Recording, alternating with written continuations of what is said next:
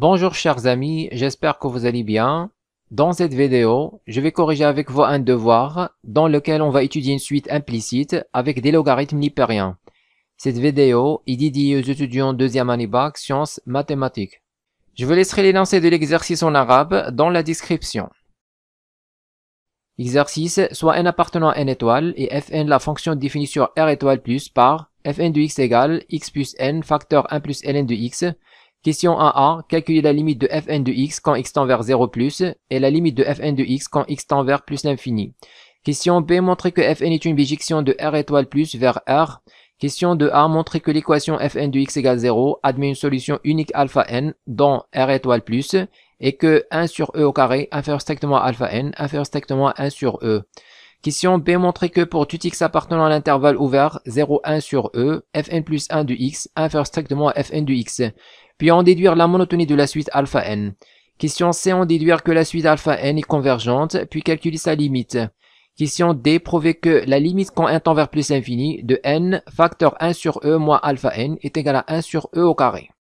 Alors dans la première question, on nous demande de calculer la limite de fn de x quand x tend vers 0 plus et quand x tend vers plus l'infini. Alors on commence par la limite de fn de x quand x tend vers 0 plus. Donc ça c'est la limite quand x tend vers 0 plus de x plus n facteur 1 plus ln de x.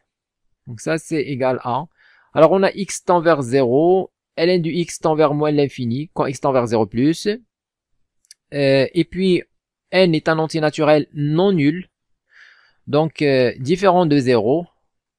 Alors la limite de cette expression est toujours moins l'infini, car si n appartient à n par exemple, il faut dans ce cas étudier les cas. N égale 0 et n différent de 0. Alors ici on a n différent de 0, alors cette expression tend toujours vers moins l'infini.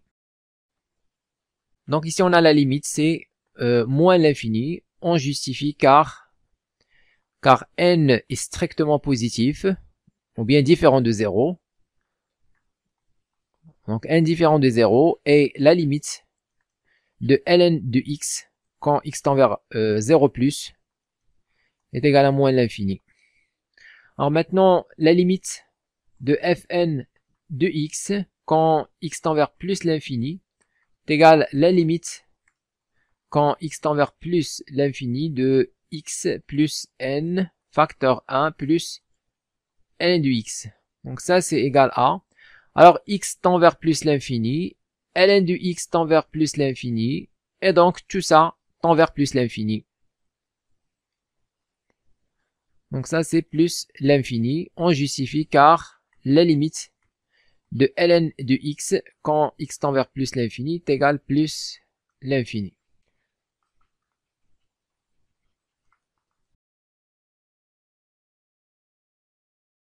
Question B, montrer que fn est une bijection de r étoile plus vers r. Donc ici on va utiliser le théorème de bijection. Alors première condition, on va dire que fn est continu sur r étoile plus, car c'est la somme de deux fonctions continues sur r étoile plus.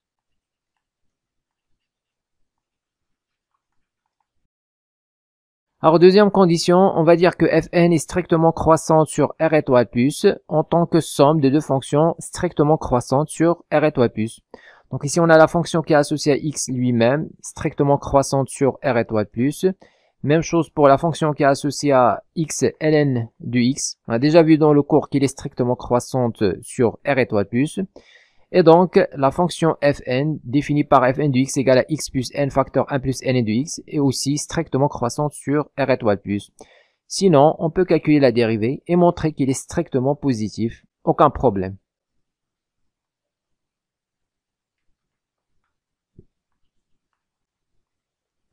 Et donc, d'après le théorème de bijection, fn réalise une bijection de r étoile plus vers f de r étoile plus. Alors maintenant, on va calculer fn de r étoile plus.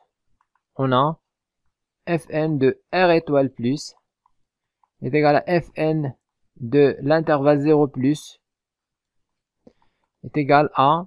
Alors comme la fonction fn est strictement croissante et continue, donc on va mettre ici la limite de fn de x quand x tend vers 0 plus Ensuite, on va mettre la limite de fn de x quand x tend vers plus l'infini. Alors, d'après la question précédente, c'est l'intervalle moins l'infini plus l'infini, c'est-à-dire r. Par suite, fn est une bijection de r étoile plus vers r.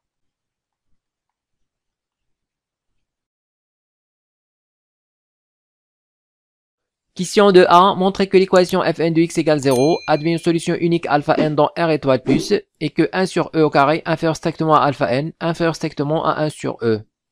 Alors, puisque fn est une bijection de R étoile plus vers R et que 0 appartient à R, alors 0 admet un seul antécédent dans R étoile plus par la fonction fn. Ou bien, l'équation fn de x égale 0 admet une solution unique alpha n dans R étoile plus. Ensuite, on nous demande de montrer que 1 sur E au carré inférieur strictement à alpha n inférieur strictement à 1 sur E. Donc ici, pour comparer 1 sur E au carré avec alpha n avec 1 sur E, on va comparer leurs images par la fonction fn. C'est-à-dire, on va calculer fn de 1 sur E au carré, fn de alpha n déjà c'est 0, et puis on va calculer 1 sur ou bien fn de 1 sur E et comparer. Alors on a fn de 1 sur E au carré est égal à, donc on remplace dans fn de x, on aura 1 sur E au carré plus n facteur 1 plus ln de 1 sur E au carré. Alors 1 sur E au carré normalement c'est quoi? C'est E moins 2. Donc c'est E à la puissance moins 2. Donc ça c'est égal à 1 sur E au carré plus n facteur 1. Ici ln de E moins 2 c'est quoi? C'est moins 2. Car ln et exponentielle sont deux fonctions réciproques. Donc on va avoir moins 2. Donc ça c'est 1 moins 2. Donc on aura 1 sur E au carré. 1 moins 2 c'est moins 1. Donc il reste moins n. Alors maintenant on va déterminer le signe de 1 sur E au carré moins n. Alors on a... Alors, n appartient à n étoile. Donc, on a n supérieur ou égal à 1, implique moins n inférieur ou égal à moins 1, implique, ensuite on va ajouter dans les deux côtés, 1 sur E au carré. On aura 1 sur E au carré moins n inférieur ou égal à 1 sur E au carré moins 1. Et bien sûr, 1 sur E au carré moins 1 est inférieur strictement à 0, car E au carré, même E supérieur à 1, donc E au carré supérieur à 1, et 1 sur E au carré est donc inférieur strictement à 1. Donc on aura 1 sur E au carré moins 1 inférieur strictement à 0. Donc ça c'est évident. Voilà, on a montré que fn de 1 sur E au carré est inférieur strictement à 0. Maintenant on va calculer, donc on va calculer fn de 1 sur E. Donc ça c'est 1 sur E plus n facteur 1 plus ln 1 sur E. 1 sur E c'est E moins 1. Ça c'est 1 sur E plus n facteur 1. Alors ln E moins 1 c'est moins 1. Donc on va avoir 0 ici. Il reste 1 sur E. Et 1 sur E bien sûr strictement positif. D'où on aura fn de 1 sur E au carré inférieur strictement à 0. Et 0 c'est quoi? C'est fn de alpha n. Inférieur strictement à, alors ça c'est 0. Alors 0 est inférieur strictement à fn de 1 sur E.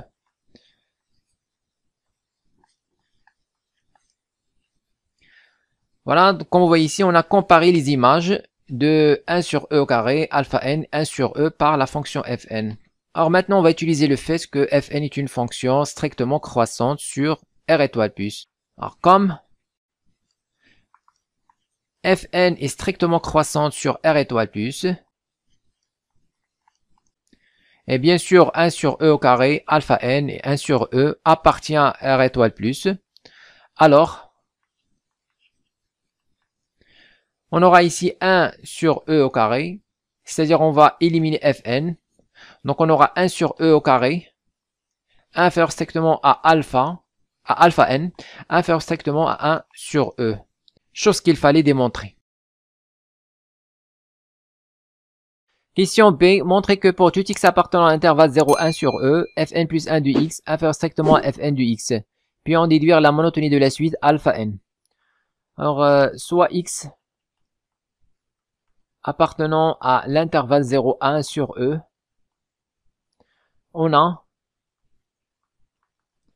va calculer la différence fn plus 1 de x moins fn de x.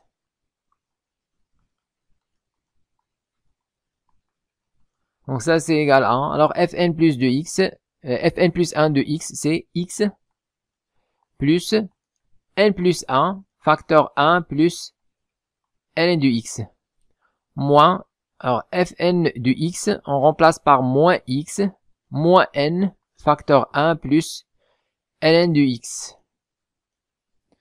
Donc ça c'est égal à 1. Alors on simplifie par x et moins x.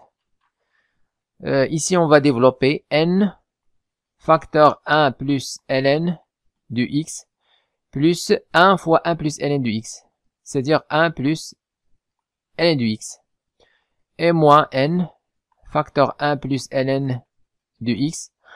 Encore on simplifie par n facteur 1 plus ln de x. Alors il reste 1 plus ln de x. Alors on va maintenant encadrer 1 plus ln de x avec x appartient à 0, 1 sur E. On a x strictement positif, strictement inférieur à 1 sur E, implique ln de x inférieur strictement à ln de 1 sur E, c'est-à-dire E moins 1, implique ln de x inférieur strictement à, alors ln de E moins 1 c'est moins 1, implique que 1 plus ln de x est inférieur strictement à 0. D'où fn plus 1 de x moins fn de x est inférieur strictement à 0. Par suite, quel que soit x appartenant à l'intervalle 0, 1 sur E, on a fn plus 1 de x est inférieur strictement à fn de x. Puis en déduire la monotonie de la suite alpha n. Donc ici on va utiliser ce résultat pour tout x dans 0, 1 sur E, fn plus 1 de x inférieur strictement à fn de x. Alors on va dire que alpha n appartient à l'intervalle 1 sur E au carré, 1 sur E, qui est inclus dans l'intervalle 0, 1 sur E. On a, pour tout n appartenant à n étoile, alpha n appartient à l'intervalle 1 sur E au carré, 1 sur E, qui est inclus dans l'intervalle 0, 1 sur E. Donc, on peut lui appliquer ce résultat. Donc, on aura fn plus 1 de alpha n inférieur strictement à fn de alpha n. Et donc, fn plus 1 de alpha n est inférieur strictement. Alors, c'est quoi fn de alpha n? Ça, c'est 0. Et c'est égal aussi à fn plus 1, alpha n plus 1. Donc, toujours, il faut avoir même indice ici pour que ce soit égal à 0. Donc, on va remplacer fn de alpha n par fn plus 1 de alpha n plus 1. Alors maintenant, puisque la fonction fn plus 1 est strictement croissante sur r étoile plus, donc on peut enlever fn plus 1. On aura exactement alpha n inférieur à alpha n plus 1.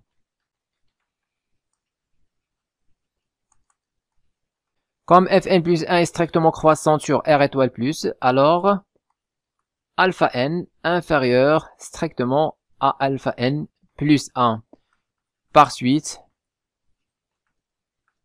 la suite alpha n est strictement croissante.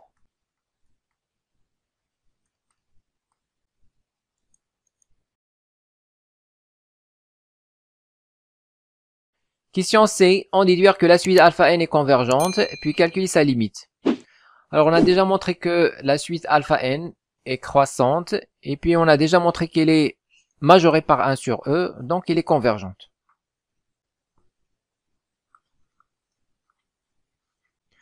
Puis calculer sa limite. Alors pour calculer la limite de la suite alpha n, on va utiliser le fait que fn de alpha n est égal à 0. On a fn de alpha n égale 0. Donc on remplace, on aura alpha n plus n facteur 1 plus ln de alpha n égale 0. Donc 1 plus ln de alpha n est égal à moins alpha n sur n. Donc ln de alpha n est égal à moins 1 moins alpha n sur n. Maintenant, on applique exponentielle dans les deux côtés. D'où alpha n est égal à exponentielle moins 1 moins alpha n sur n. Alors maintenant, on va calculer la limite de moins 1 moins alpha n sur n. On a la limite quand n tend vers plus l'infini de moins 1 moins alpha n sur n est égal à moins 1. Car ici, alpha n converge vers un réel, L, et 1 sur n tend vers 0. Donc alpha n sur n tend vers 0. Donc la limite de moins 1 moins alpha n sur n est égale à moins 1 et que la fonction exponentielle est continue en moins 1.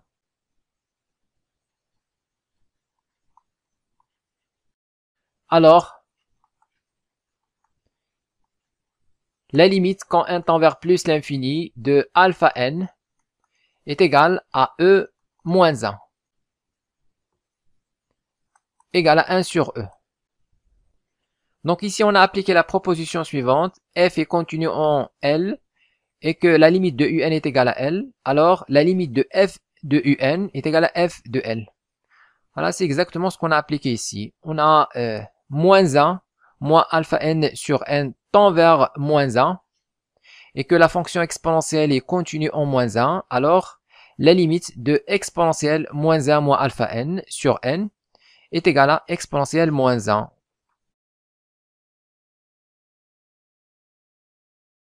Question D, prouvez que la limite quand n tend vers plus l'infini de n facteur 1 sur e moins alpha n égale à 1 sur e au carré.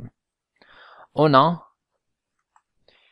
n facteur 1 sur e moins alpha n égale à n facteur 1 sur e moins, alors alpha n, on va remplacer par, on a déjà montré ça, on va remplacer par alpha n égale exponentielle moins 1 moins alpha n sur n. Donc on remplace par exponentielle moins 1 moins alpha n sur n. Donc ça c'est égal à n facteur 1 sur e moins, alors on sait que exponentielle a plus b est égal à exponentielle a fois exponentielle b. Donc ici on a exponentielle moins 1 moins alpha n sur n. Donc on va mettre exponentielle moins 1 fois exponentielle moins alpha n sur n. Alors ça c'est égal à n. Alors exponentielle moins 1 c'est 1 sur e, c'est la même chose. Donc on va factoriser par 1 sur e. On aura n sur e facteur. Ici il reste 1 moins, et là il reste exponentielle moins alpha n sur n. Donc ici on a moins alpha n sur n tend vers, quand n tend vers plus l'infini, tend vers quoi? Tend vers 0.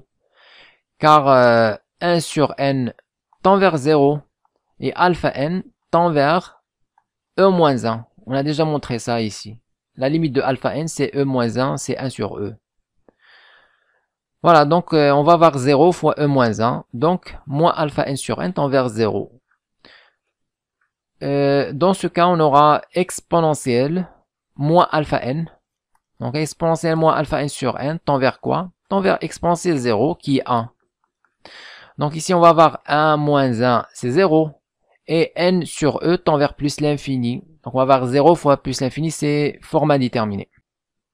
Alors, pour calculer cette limite, on a deux méthodes. La première méthode, on peut faire apparaître la limite usuelle du cours, exponentielle x moins 1 sur x. Alors, quand x tend vers 0, on sait que cette limite vaut 1. Donc, on peut faire apparaître cette limite usuelle ici dans cette suite. Donc, ça, c'est la première méthode. La deuxième méthode, on peut utiliser le théorème des accroissements finis. Comme vous voyez ici, on a 1 moins exponentielle. Alors, 1, c'est quoi? 1, normalement, c'est exponentielle 0 moins exponentielle moins alpha n sur n. Voilà, donc on a l'écriture f de b moins f de a, qu'on a déjà vu dans le théorème des accroissements finis. Donc, on va appliquer le théorème des accroissements finis à la fonction qui est associée à t exponentielle t sur l'intervalle. Donc, ici, on a, voilà, donc on a 0 moins alpha n sur m. Alors, moins alpha n sur n est négatif, donc on va mettre tout d'abord moins alpha n sur n, et puis 0. Donc, voilà l'intervalle. On peut appliquer le taf à la fonction exponentielle t sur l'intervalle moins alpha n sur n 0. Dans tous les cas, on aura le même résultat. Alors voilà, donc ici on va essayer de faire apparaître la limite usuelle du cours, la limite quand x tend vers 0 de exponentielle grand x moins 1 sur grand x égale à 1. Donc on va tout d'abord utiliser cette limite usuelle. Alors ça c'est égal à n sur e. Voilà, donc ici on a 1 moins expo. Même chose ici, on a exponentielle moins 1. C'est la même chose, pas de problème. Donc 1 moins exponentielle moins alpha n sur n. Alors on va diviser par moins alpha n sur n et multiplier par la même chose. Donc on va diviser par moins alpha n sur n. Et là, on va multiplier par moins alpha n sur n. Voilà, donc ici on a quelque chose qui ressemble à la limite usuelle du cours. Alors maintenant, on va simplifier par le n qu'on a ici. Donc on aura, voilà, donc on va avoir alpha n sur e. Facteur, ici on a un signe moins, donc je vais inverser. 1 est exponentielle. Je vais tout d'abord mettre exponentielle moins alpha n sur n, moins 1 sur moins alpha n sur n. Voilà, donc on a exactement la forme de la limite usuelle du cours. Alors, on pose. Donc ici, pour calculer cette limite, on va effectuer un changement de variable. On pose x égale à moins alpha n sur n. Dans ce cas, quand n tend vers plus l'infini, alors x qui est égal à moins alpha n sur n tend vers quoi? Tend vers 0. On a déjà dit ça. Dans ce cas, voilà, d'où on aura la limite quand n tend vers plus l'infini de cette suite exponentielle moins alpha n sur n moins 1 sur moins alpha n sur n est égal à la limite quand grand X tend vers 0 de exponentielle moins alpha n sur n, c'est x. Donc on remplace par x moins 1 et sur x. Alors d'après le cours, cette limite vaut 1. Voilà, on a calculé la limite de cette suite. Alors cette suite, on sait qu'elle tend vers 1 sur e au carré, c'est évident. Et on a aussi la limite quand n tend vers plus l'infini de alpha n sur e est égal à. Alors alpha n, on a déjà montré qu'il tend vers e moins 1 égale à 1 sur e. Donc on remplace. Donc on va voir ici alpha n qui tend vers 1 sur e et fois 1 sur e. C'est-à-dire 1 sur e au carré. Par suite, on aura la limite quand n tend vers plus l'infini de, voilà, de n facteur 1 sur e moins alpha n.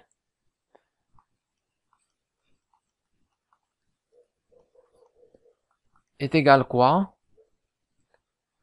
Alors est égal la limite de alpha n sur e qui est 1 sur e au carré multiplié par la limite de cette suite qui vaut 1. Donc la limite de n facteur 1 sur e moins alpha n est égale à 1 sur e au carré fois 1, c'est-à-dire égale 1 sur e au carré.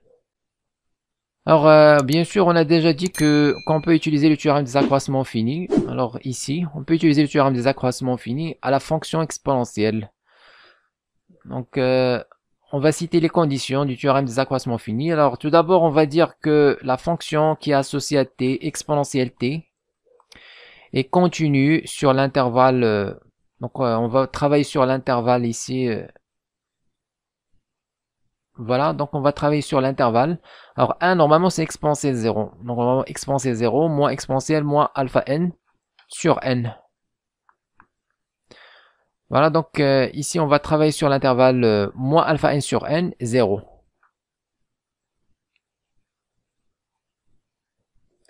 Donc on va dire que la fonction qui est associée à t exponentielle t est continue et dérivable. Dérivable sur l'intervalle. Donc on va mettre moins alpha n sur n, 0. Alors la fonction exponentielle est dérivable sur r. Donc aucun problème. Donc en particulier dérivable sur moins alpha n sur n, 0. Et bien sûr continue. Alors d'après le théorème des accroissements finis, il existe un élément c appartenant à cet intervalle, moins alpha n sur n, 0, tel que on aura exponentielle 0 moins exponentielle moins alpha n sur n égale à 0 moins alpha n sur n. Facteur exponentiel. Alors la dérivée de exponentielle t, c'est exponentielle t. C'est la même chose. Donc on va avoir exponentielle c, tout simplement. Alors exponentielle 0, c'est 1, moins exponentielle moins alpha n sur n, égale 0 moins alpha n sur n, c'est alpha n sur n, exponentielle c. Alors normalement, c dépend de n, donc on va mettre cn. Même chose ici, on va mettre cn. Alors exponentielle cn. Alors maintenant, on va remplacer. Donc voilà, on a calculé 1 moins exponentielle moins alpha n sur n. Alors on a calculé en fonction de cn. C'est alpha n sur n, exponentielle cn. On remplace. D'où on aura, alors la première expression c'est n, d'où n facteur 1 sur e moins alpha n égale à, donc égale à n sur e, voilà, égale à n sur e facteur 1 moins exponentielle. Alors on va remplacer 1 moins exponentielle par ça. Donc facteur alpha n sur n, exponentielle cn. Alors on simplifie par n bien sûr. Donc on va avoir alpha n sur e exponentielle cn. Alors maintenant on calcule la limite de exponentielle cn. On a la limite quand n tend vers plus l'infini de cn est égal à quoi? Alors cn appartient à cet intervalle, moins alpha n sur n. Moins alpha n sur n, 0. Et moins alpha n sur n tend vers 0. Donc forcément cn tend vers 0. Car moins alpha n sur n inférieur strictement à cn inférieur à 0. D'après le théorème d'encadrement, alors cette suite tend vers 0.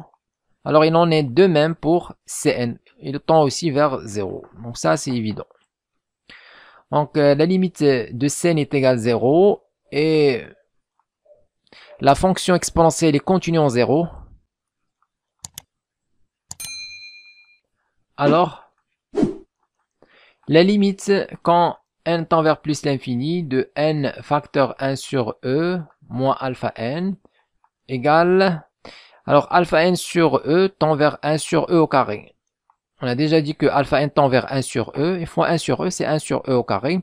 Ici, on va avoir exponentielle cn tend vers 0, exponentielle 0. Exponentielle 0, c'est 1. Donc, finalement, on trouve 1 sur e au carré.